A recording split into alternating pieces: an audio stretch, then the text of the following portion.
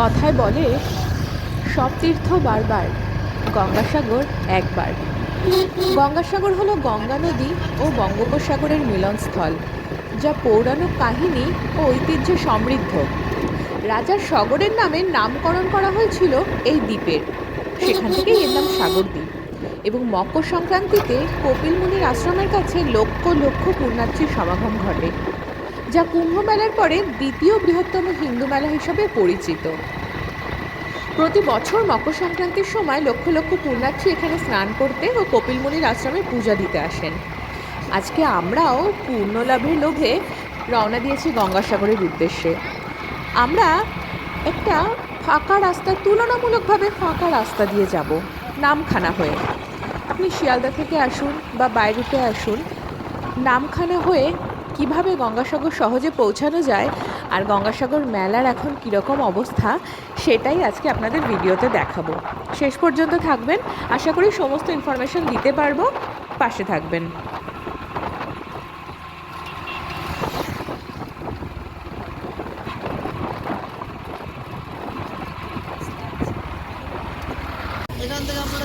আমরা এখন পৌঁছে গেছি নামখানা অটো স্ট্যান্ডে। এই নামখানা অটো স্ট্যান্ডে আপনি বাসে করেও আসতে পারেন বা নামখানা স্টেশন থেকে টোটো ধরেও নামখানা বাস স্ট্যান্ডে আসতে পারেন। এখান থেকে আপনি অটো বা টোটো ধরবেন নামখানা জেটিঘাটের উদ্দেশ্যে, বা আপনি হেঁটেও যেতে পারেন, খুব বেশি দূরের রাস্তা নয়। নামখানা জেটিঘাটে পৌঁছে সেখান থেকে লঞ্চ ধরতে হবে। এই যে রাস্তা যাচ্ছে, একদিকে যাচ্ছে নামখানা, একদিকে কলকাতা। আমরা একটা অটো ধরে নিয়েছি। এই অটোটা যাচ্ছে নামখানা জেটিঘাটের উদ্দেশ্যে। দেখুন, বড় বড় হোর্ডিং লাগানো আছে, সরকারের পক্ষ থেকে বড় গেট বানানো আছে। চলুন এবার আমরা নামখানা জেটিঘাটের দিকে এগিয়ে যাই। এই যে আমরা প্রায় পৌঁছে গেছি নামখানা জেটিঘাটে। নদী দেখা যাচ্ছে। এই রাস্তাটা ঘুরলেই কিন্তু নামখানা জেটিঘাট। চলুন এগিয়ে যাই নামখানা জেটিঘাটের উদ্দেশ্যে, গিয়ে দেখি সেখানে লঞ্চ পাওয়া যায় কিনা। এবার আপনাদের নামখানা জেটিঘাটের প্রবেশপথটা দেখাবো। আপনারা নামখানা বাস স্ট্যান্ড থেকে আসছেন বা নামখানা স্টেশন থেকে আসছেন, তাহলে কোন দিকে যাবেন, কোন দিক থেকে গেলে আপনারা বেনুবনের উদ্দেশ্যে লঞ্চ ধরতে পারবেন, সেটাই দেখাবো। এই যে এই রাস্তা যাচ্ছে, দুপাশে টোটোগুলো দাঁড়িয়ে আছে, দোকানপাট আছে। এই রাস্তা থেকে সোজা গেলেই আপনারা বেনুবনের উদ্দেশ্যে লঞ্চ ধরতে পারবেন। দেখুন সবাই লাইন দিয়ে দাঁড়িয়ে আছে। লঞ্চ এখনো আসেনি, লঞ্চ আসলে সবাই একে একে লঞ্চে প্রবেশ করবে। লঞ্চে উঠেই টিকিট কাটা হবে। দুপাশে দোকানপাট আছে, আপনারা সকাল সকাল আসলে এখানেই ব্রেকফাস্ট করতে পারবেন, চা বিস্কুট খেতে পারবেন। যে সবাই দাঁড়িয়ে আছে, এই যে হাই করে দাও। এখান থেকে গেলেই সোজা আপনারা বেনুবনের উদ্দেশ্যে লঞ্চ ধরতে পারবেন। লঞ্চগুলো দাঁড়িয়ে আছে, আপনাদের একটু দেখাবো। নামখানা কিন্তু ভারতের অন্যতম বৃহত্তম মৎস্যভেড়ি। দেখুন ওখানে প্রচুর মাছ ধরার ট্রেলার দাঁড়িয়ে আছে, ট্রলারগুলো দাঁড়িয়ে আছে, মাছ ধরে আনে।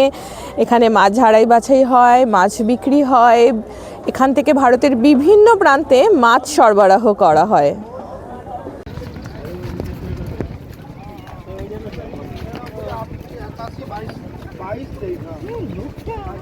যখন যেখানে সেখানে চলে যাবে, থাকবে বসে সারাদিন এখানে। আরে চলে আসেন, কোথায় গেলেন? চারটে টিকিট কাটা হয়ে যাচ্ছে। হ্যালো, আরে চলে আসেন, ছেড়ে দিয়েছে গেট।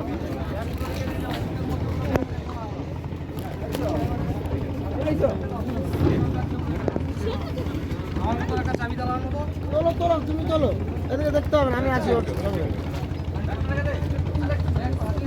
তুমি তোমার কাজটা করো না, যেটা তোমাকে দেওয়া হয়েছে। কেন করছে তো? এই যে এই রাস্তা দিয়ে আমরা এসেছি, সেখান থেকে আমরা বোটের ওপরে উঠলাম। কারোর কিন্তু কোনো অসুবিধা হবে না, সত্যি কথা। এত সুন্দর ব্যবস্থা, এত সুন্দর সিঁড়ি করা, বয়স্ক মানুষদের জন্য কোনো অসুবিধা হবে না। এই যে সেই নামখানা ব্রিজ, পরপর অনেক লঞ্চ দাঁড়িয়ে আছে। মাছ ধরার ট্রেলারগুলোকে দূরে দেখা যাচ্ছে। এই যে মাছ ধরার ট্রেলারগুলো, আর এই যে অনেকগুলো লঞ্চ এরকম দাঁড়িয়ে আছে।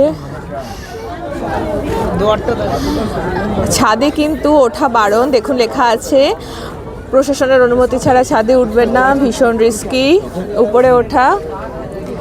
এই যে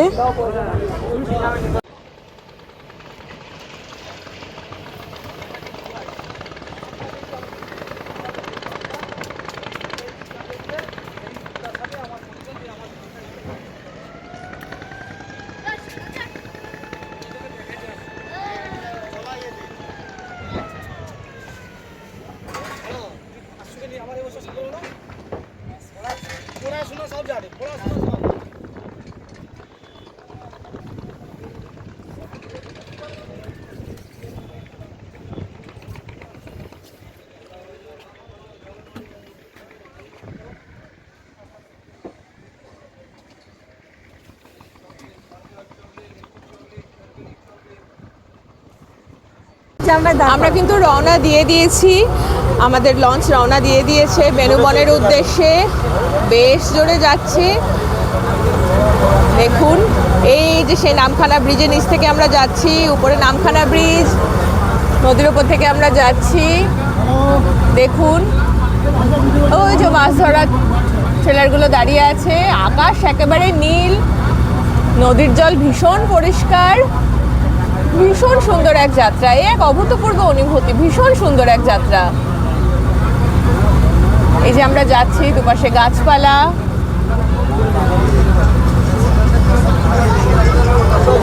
বেশ ভিড় হয়ে গেছে, কিন্তু অনেক লোকজন এসে গেছে লঞ্চে, বেশ ভিড়, সব লোকজন বসে আছে।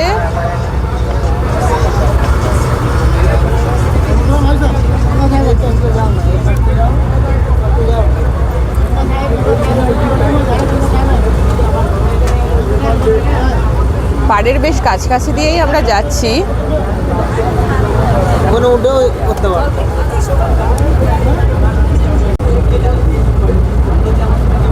দুপাশে কিন্তু ঘন জঙ্গল, ম্যানগ্রোভ ফরেস্ট, সুন্দরবনের একটা অংশ এটা, তাই দুপাশে সেই ম্যানগ্রোভের জঙ্গল দেখা যাচ্ছে।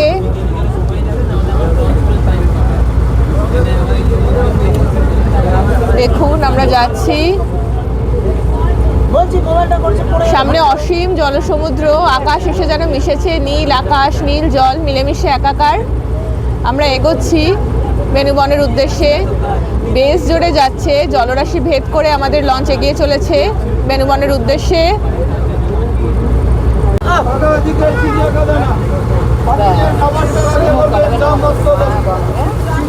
এই জায়গাটা একটু দেখুন, এত সুন্দর এই জায়গাটা, সত্যি মন ভরে যায় দেখলে।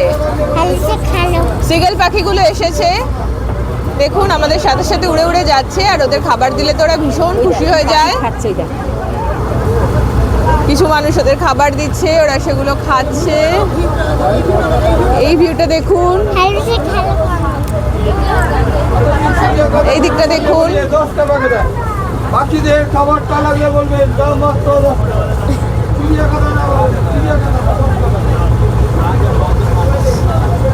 অনেক সিগেল পাখি এসেছে, সাথে সাথে উড়ে উড়ে যাচ্ছে।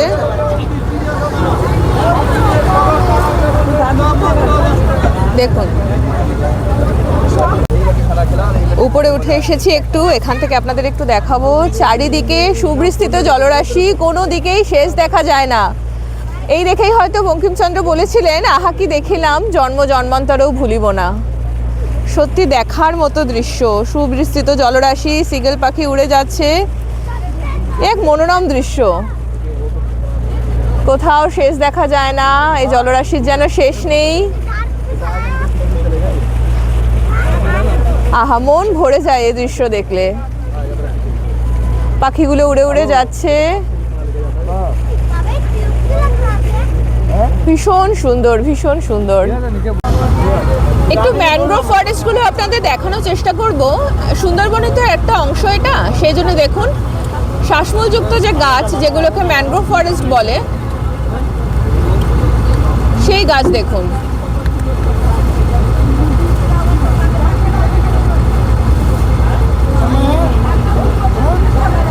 পাড়ের একদম পাশ থেকে যাচ্ছি আমরা।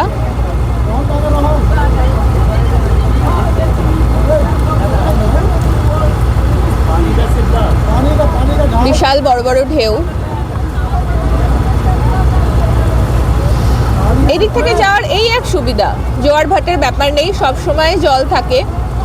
সময়সূচিটা আপনাদের জানিয়ে দেবো কোন কোন সময়ে নামখানা জেটিঘাট থেকে লঞ্চ ছাড়ে, আপনাদের দিয়ে দেবো সময়সূচিটা।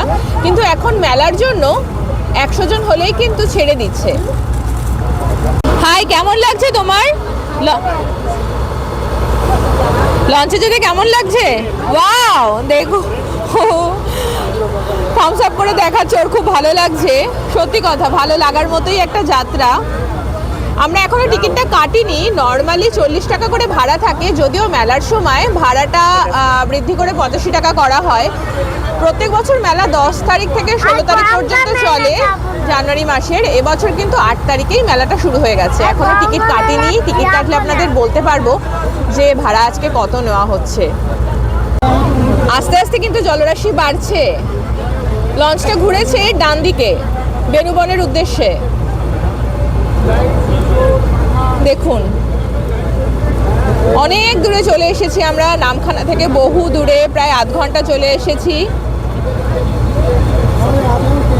চারদিকটা দেখাচ্ছি আপনাদের, কোথা থেকে যাচ্ছে লঞ্চটা।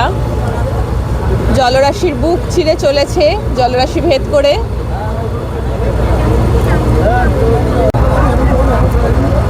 ম্যানগ্রোভের পাশ থেকে চলেছি।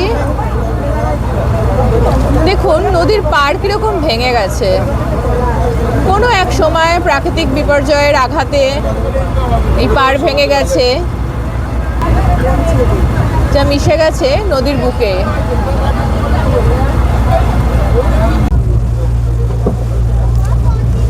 उसी समय की बात है, आज नहीं, आज तो आप बदलाव बहुत हो गया है। রূপোর মতো চিকচিক করছে জল। अब तो शायद वो रोड भी नहीं मिलेगी। সূর্য কিরণ পড়ে জল রূপোর মতো চিকচিক করছে, বড় বড় ঢেউ, प्रयागराज वाले बने गए। ভীষণ হাওয়া, এখানে ঠান্ডা হাওয়া। ছোট ছোট দ্বীপের মতো হয়ে আছে দেখুন, हैं? ভীষণ সুন্দর, বড় বড় ঢেউ।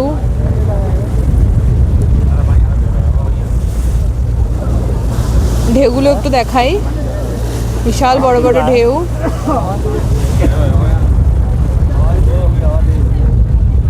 अभी हाँ, कैसे हाँ। लेगा भाई साहब? এ এক আলাদা অনুভূতি। লঞ্চ কিন্তু টলছে, ঢেউয়ে টলছে, ভীষণ হাওয়া।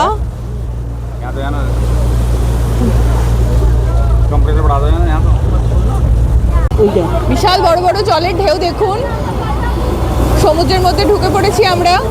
1 ঘন্টা হয়ে গেল কিন্তু প্রায় লঞ্চে আছি। বিশাল বড় বড় ঢেউ, মনে হচ্ছে যেন লঞ্চের জানলা দিয়ে ঢুকে পড়বে জল, এত বড় বড় ঢেউ আসছে। লঞ্চটা টলছে, দুলছে দেখ লঞ্চ। ভীষণ ভাবে দুলছে। দেখুন বিশাল বড় বড় ঢেউ।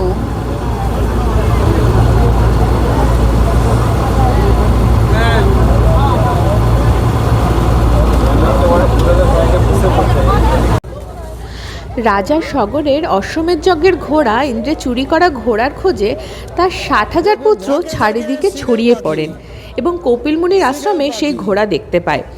ফলে ঋষির ক্রোধে তারা ভস্মীভূত হন এবং তাদের উদ্ধারের জন্য রাজা ভগীরথ কঠোর তপস্যা করে দেবী গঙ্গাকে পৃথিবীতে নিয়ে আসেন। সেই থেকেই দেবী গঙ্গার নাম ভাগীরথী।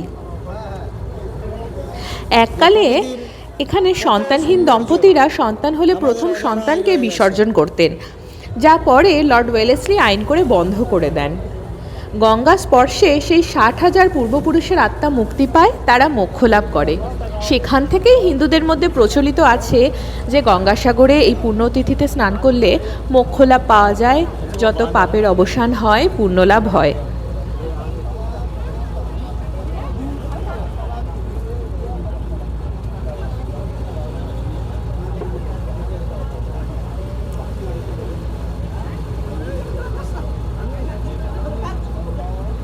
सबका ये आइडिया है ना पानी वालों का।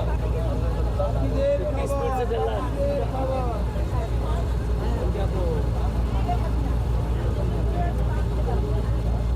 এই আমরা সাগর দ্বীপে প্রবেশ করতে চলেছি।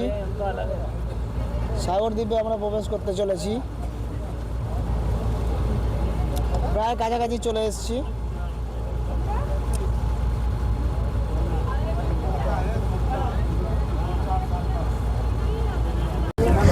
আমরা কিন্তু বেনুবন পৌঁছে গেছি, এই লঞ্চ থেকে নামলাম। এই যে আমাদের লঞ্চ, এখান থেকে নেমে আসলাম। চারপাশটা একটু দেখাই, ভীষণ সুন্দর চারপাশটা। এই যে জেটি ঘাট, বেনুবনের জেটি ঘাট, এটা এই দেখুন লেখা বেনুবন জেটি ঘাট, গভর্নমেন্ট অফ ওয়েস্ট বেঙ্গলের এটা। এখান থেকে বেরোতে হবে। এই যে সেই টিকিট, আজকে পর্যন্ত কিন্তু 40 টাকা দিয়ে আসলাম, আজকে 8ই জানুয়ারি। কালকে থেকে কিন্তু ভাড়া বেড়ে যাবে, কালকে থেকে ভাড়া হয়ে যাবে 85 টাকা মেলার জন্য অবশ্যই। আজকে পর্যন্ত 40 টাকা দিয়ে আসলাম। নামখানা বেনুবন লঞ্চ সার্ভিসের এই সেই টিকিট। আচ্ছা, বেনুবন জেটিঘাট থেকে আমরা কিন্তু একটা ভ্যানে উঠে পড়েছি। অনেক দিন পর ভ্যান চড়ছি, সাইকেল ভ্যান। দেখুন আমরা সবাই বসে আছি। হ্যালো টিলু। হ্যালো। দেখুন এগুলো একটু দেখাবো। পিলগ্রিম শেড, মানে দূর দূরান্ত থেকে আগত পুণ্যার্থীরা এখানে থাকতে পারবেন। মেডিকেল ক্যাম্প, বিশাল বড় বড় পিলগ্রিম শেড, বহু মানুষ একসাথে থাকতে পারবেন। এখান থেকে কপিলমুনির আশ্রমের উদ্দেশ্যে রওনা দেবেন, পুণ্য স্নান করবেন। দেখুন রাস্তাঘাট ভীষণ সুন্দর, যতটাই পরিষ্কার ততটাই সুন্দর। ভ্যানে করে আমরা বাস স্ট্যান্ডের উদ্দেশ্যে যাচ্ছি, বাস স্ট্যান্ড থেকে কিছু গাড়ি নেব।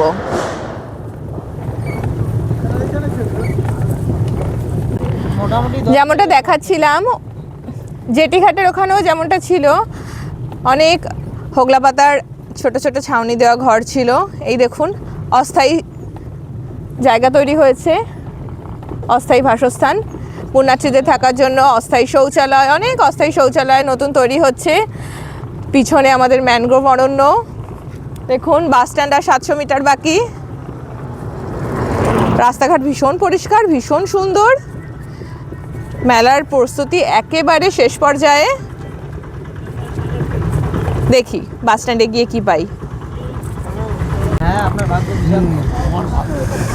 চারদিকে কিন্তু হোর্ডিং লাগানো, অস্থায়ী অনেক টয়লেট। আমরা পৌঁছে গেছি বাস স্ট্যান্ডে। দেখুন আমরা বাস স্ট্যান্ড থেকে ম্যাজিক গাড়িতে উঠে পড়েছি। এখানে নিয়ম হচ্ছে নয়তো আপনাকে রিজার্ভ করতে হবে, নয়তো আপনি পার হেড হিসাবেও যেতে পারেন, কিন্তু যতক্ষণ না গাড়ি ভর্তি হচ্ছে গাড়ি রওনা দেবে না। দেখুন উপরে ব্যানার লাগানো, সকল তীর্থযাত্রীদের স্বাগত, লাইট লাগানো। ঠিক আছে, এই যে বহু পুণ্যযাত্রী হেঁটেই এগোচ্ছেন, অনেকে টোটো করে যাচ্ছেন। আমরা একটা ম্যাজিক গাড়ি করেছি সবারই। এই যে পিছনে এগোচ্ছি আমরা। এই যে গঙ্গাসাগর মেলার উদ্দেশ্যে। সেই পুণ্যতিথি এগিয়ে আসছে 14ই জানুয়ারিতে, মকর সংক্রান্তি, যেদিন আরো অনেক লোকের সমাবেশ ঘটবে, সবাই পুণ্য স্নান করবেন। আমরা এগোচ্ছি। नंबर दे देगा, फोन नंबर। ম্যাজিক গাড়ি করে। इसका नाम बेनुबन। মেনুবন থেকে আমরা এগোচ্ছি কপিলমুনির আশ্রমের উদ্দেশ্যে। রাস্তা ভীষণ ভালো, কোনো অসুবিধা নেই। চলুন এগিয়ে আরো দেখাচ্ছি। এখানে আমরা এক একজনের 60 টাকা করে ওনারা ভাড়া বলেছেন, পরে হয়তো ভাড়া বাড়তে পারে মেলা আরো এগোলে। 60 টাকা করে ভাড়া দিয়ে আমরা ওখানে নাম লিখিয়েছিলাম, দিয়ে তারপরে 10 জন মিলে একটা ম্যাজিকে করে যাচ্ছি। আবার ফেরার সময় ওখান থেকে ম্যাজিক বা টোটো ধরবো। চলুন এগিয়ে যাই গঙ্গাসাগরের উদ্দেশ্যে। আমরা এগিয়ে চলেছি, দুপাশে কিন্তু বাঁশের ব্যারিকেড করা। বোঝাই যাচ্ছে যে কত বেশি সংখ্যক মানুষ হবে, কত বেশি ভিড় হবে।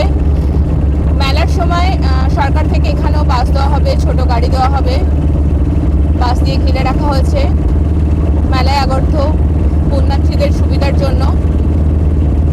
চলুন আমরা মেলার দিকে এগিয়ে যাচ্ছি, কপিলমুনির আশ্রমের দিকে এগিয়ে যাচ্ছি।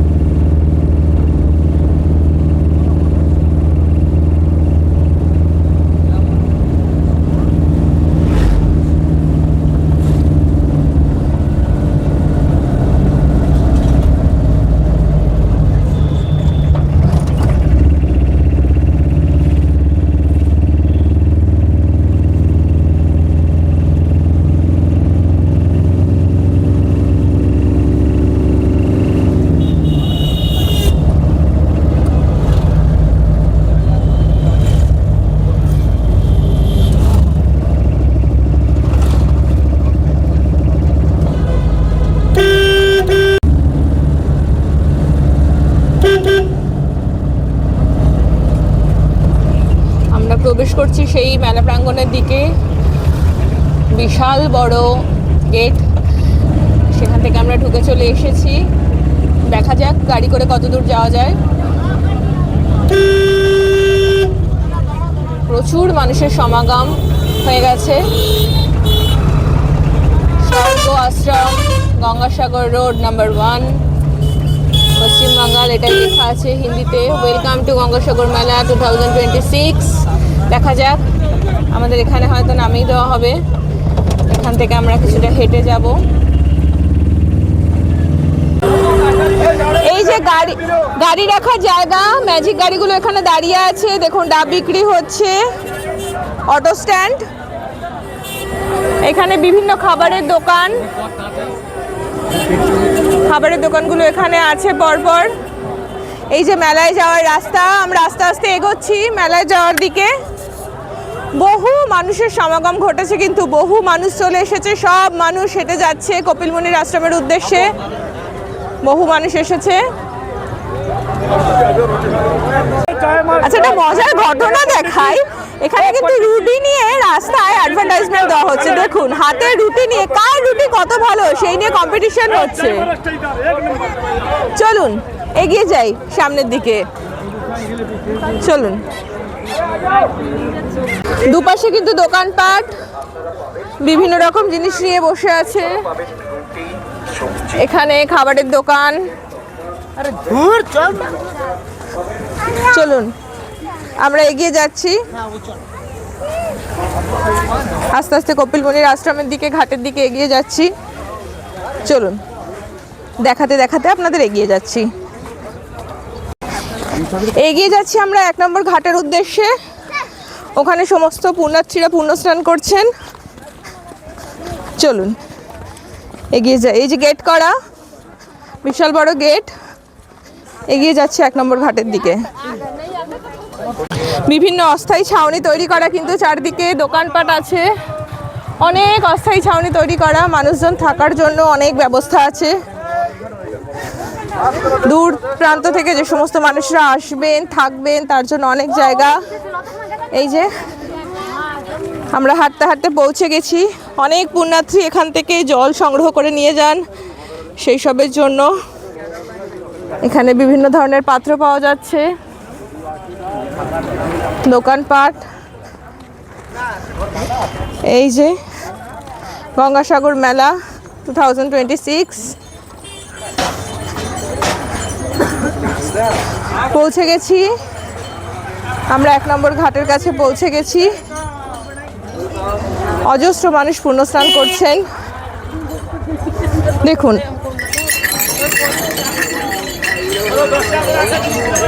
বহু মানুষ এখানে স্নান করছেন। ভিক্ষুকরা আছেন, বহু মানুষ স্নান করছেন। এই সেই পবিত্র গঙ্গাসাগর। রাধে রাধে, যেখানে সে মা গঙ্গা মিলিত হয়েছেন সাগরের সাথে, তাই তার নাম গঙ্গাসাগর। আহা, ভীষণ সুন্দর, ভীষণ সুন্দর। এই এক অনুভূতি।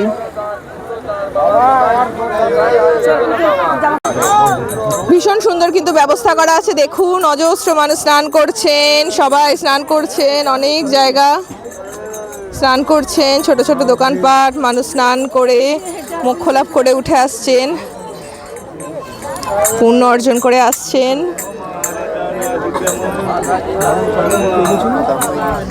এইদিকে রাস্তা যাচ্ছে, এখান থেকেও বিভিন্ন মানুষরা আসছেন, এদিকেও মানুষরা যাচ্ছেন, সেখানে স্নান করছেন, জল নিয়ে যাচ্ছেন বাড়িতে।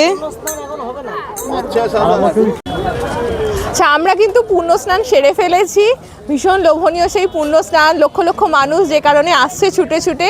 আমরাও গিয়ে গঙ্গাসাগরে ডুব মেরেছি, পুণ্য স্নান নিয়ে ফেলেছি, করে ফেলেছি। এবার আমরা কপিল মুনির আশ্রমের দিকে রওনা দেব, দেখাবো আপনাদের সেই রাস্তা। এটা আমরা 3 নম্বর গেট দিয়ে ঢুকে স্নান করেছিলাম, আপনাদের দেখিয়ে দিচ্ছি আরেকবার। এই যে রাস্তা আসছে, 3 নম্বর গেট, এই দেখুন 3 লেখা আছে হরিণের পাশে, ঠিক আছে। এটা বেরোনোর রাস্তা, গঙ্গাসাগর মেলা 2026। এখানে ভীষণ দোকানপাট আছে, এই যে ঘাট, ঠিক আছে। আচ্ছা, আমরা এগিয়ে যাচ্ছি, চলুন এবার কিভাবে কপিল মুনির আশ্রম যেতে হবে এদিক থেকে সেটা আপনাদের দেখাবো। পুণ্যার্থীদের ভিড়টা দেখুন, সবাই দলে দলে এগিয়ে আসছেন পুণ্য স্নানের উদ্দেশ্যে। বিভিন্ন দোকানপাট সেজে উঠেছে মেলার জন্য, দেখুন কত মানুষজন যাচ্ছেন, কেউ কেউ পতাকা নিয়ে যাচ্ছেন, একই দলের যারা, কেউ তার আইডি কার্ড পরে যাচ্ছেন, কারণ প্রচুর মানুষের সমাগম হয় এই মেলায়। 2024 সালে 1 কোটি মানুষ হয়েছিল, হারিয়ে যাওয়ার ভয় খুব বেশি, সেই জন্য মানুষরা আইডি কার্ড পরেন, কেউ একরকম টুপি পরেন।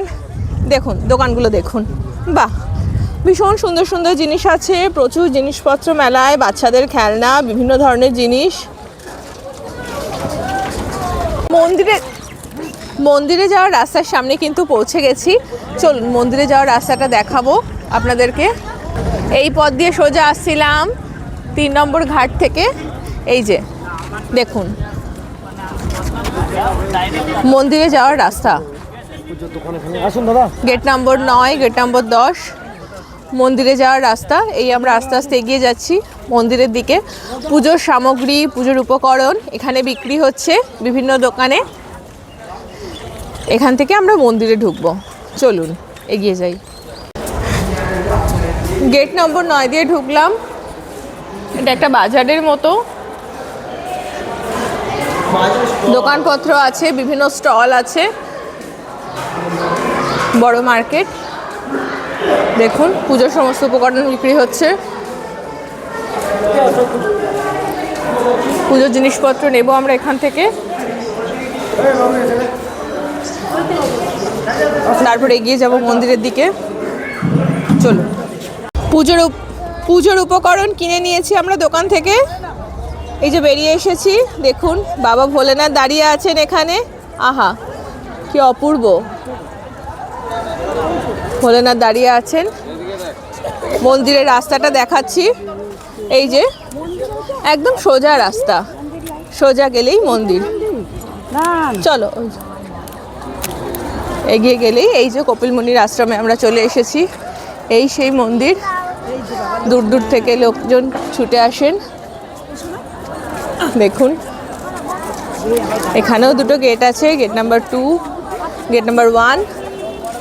এই গেট দিয়েও আপনারা ঢুকতে পারেন, এখানেও মন্দিরের প্রসাদ কেনার জায়গা আছে। আস্তে আস্তে আমরা এগিয়ে যাচ্ছি, দেখছি, দেখাচ্ছি কোন দিক থেকে যেতে হবে।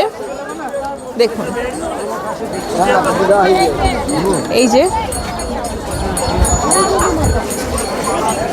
কিছুদিন পরে এখানেই এত ভিড় হয়ে যাবে, ঢোকার উপায় থাকবে না। চলুন মন্দিরে ঢুকে পড়ি। এই যে সেই কপিল মুনির আশ্রম, যাকে দেখার জন্য দূর দূরান্ত থেকে মানুষ ছুটে আসছেন। চলুন মন্দিরের দিকে এগিয়ে যাচ্ছি।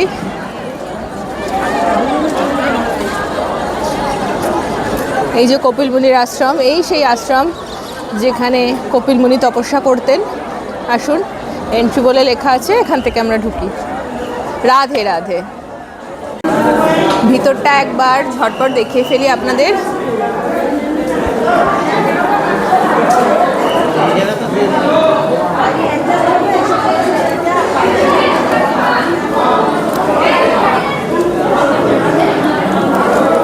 হনুমানজি দেখুন, মানুষজন লাইন দিয়ে যাচ্ছেন। এই যে সেই মন্দির।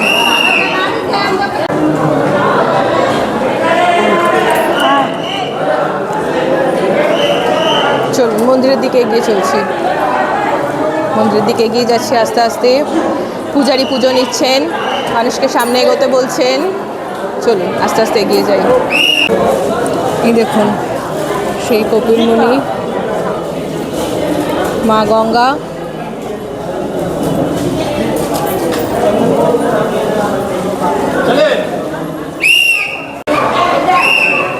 বিশালাক্ষী বনদেবী, দেবরাজ ইন্দ্রদেব,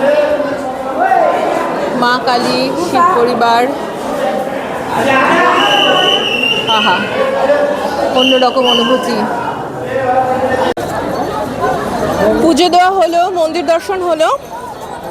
এই বেরোনোর রাস্তা, আস্তে আস্তে বেরিয়ে যাচ্ছি। এই বেরিয়ে যাচ্ছি, সোজা এই পথ দিয়ে বেরোবো।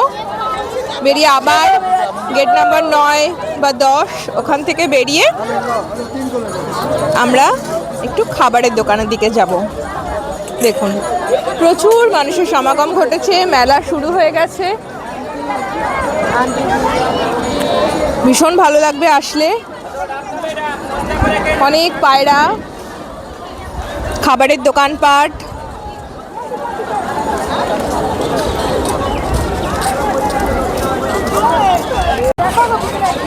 এবার চলুন একটু কপিলমুনি সরোবরটা দেখে আসি। পবিত্র কপিলমুনি সরোবর, দেখি কতটা জল আছে। চলুন দেখে আসি। আহা, দেখুন মা গঙ্গা বসে আছেন আশীর্বাদের ভঙ্গিতে। দেখুন কপিলমুনি সরোবর, মানুষজন আসছেন।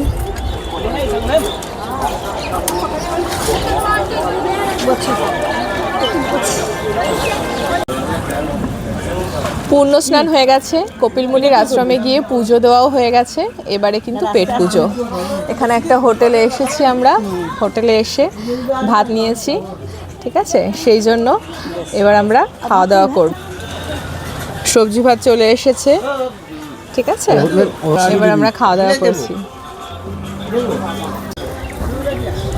এই যে মা অঞ্জলি ফুড ক্যাপিটাল, দাদার দোকানে খেলাম। ভীষণ ভালো রান্না ছিল, খাবারের গুণগত মান খুবই ভালো, একদম পরিষ্কার পরিচ্ছন্ন ঘরোয়া খাবার খেলাম। খাওয়া দাওয়া হয়ে গেছে, এবার আমরা এগোচ্ছি আবার গাড়ির দিকে, টোটো স্ট্যান্ডের দিকে, যেখানে আমাদের গাড়ি নামিয়েছিল সেখান থেকেই আবার আমরা গাড়ি ধরবো। ওই গাড়িটাই দাঁড়িয়ে আছে আমাদের জন্য, রিজার্ভ করেই আমরা এসেছিলাম। চলুন টোটো স্ট্যান্ডে গিয়ে এবার গাড়ি ধরবো, গাড়ি ধরে আমরা জেটিঘাটের উদ্দেশ্যে রওনা দেব। আসুন। গঙ্গাসাগর দর্শন হলো, কপিলমুনির আশ্রমে পুজো দেওয়াও হলো। এবার আমরা ফিরছি, বেনুবন জেটিঘাটের দিকে এগিয়ে যাচ্ছি। সেখান থেকে আবার জেটি ধরে নামখানার উদ্দেশ্যে রওনা দেব। আমি নামখানা গেছিলাম। তুমি ছিলে বলে তাই, না হলে আবার বেনুবন জেটিঘাটের দিকে যাচ্ছি লঞ্চ ধরার উদ্দেশ্যে। নামখানা ফেরত যেতে হবে আবার। চলুন দেখি লঞ্চ আছে নাকি। 3টের সময় একটা লঞ্চ ছাড়ার কথা আছে। ঢুকে গেছি তো, আরো অসুবিধা। চলুন দেখি, এগিয়ে যাচ্ছি আস্তে আস্তে লঞ্চের উদ্দেশ্যে। অনেক মানুষ যাচ্ছেন। আমরা কিন্তু বেনুবন পৌঁছে গেছি, এই লঞ্চ থেকে নামলাম। এই যে আমাদের লঞ্চ, এখান থেকে নেমে আসলাম। চারপাশটা একটু দেখাই, ভীষণ সুন্দর চারপাশটা। এই যে জেটিঘাট, বেনুবনের জেটিঘাট, এটা এই দেখুন লেখা বেনুবন জেটিঘাট, গভর্নমেন্ট অফ ওয়েস্ট বেঙ্গলের এটা। এখান থেকে বেরোতে হবে। নামখানা জেটিঘাটে ফিরে চলে আসলাম। সূর্যাস্তটা একটু দেখ। সূর্যাস্ত হচ্ছে, আকাশ একেবারে রক্তিম লাল। এই যে জেটিঘাটে উঠছি, চলুন আবার পরের অংশটা দেখাবো, জেটিঘাট থেকেই বেরোনোর রাস্তা। সেই মাছ ধরার ট্রলারগুলো, ছোট ট্রলারগুলোকে একটু দেখুন, কিভাবে মাছ ধরা হয় তার একটা ধারণা পাবেন। এই ছোট ছোট ট্রলারগুলোতে এই যে জালগুলো আছে, এগুলো থেকে মাছ ধরা হয়, ভেড়িতে আনা হয়, তারপর বিভিন্ন জায়গায় সেই মাছগুলো পৌঁছে দেওয়া হয়। আর এই যে কমলা রঙের বড় বড় ট্রলারগুলো আছে, একটু বড় সাইজের ট্রলার, এগুলোও মাছ ধরে আনে।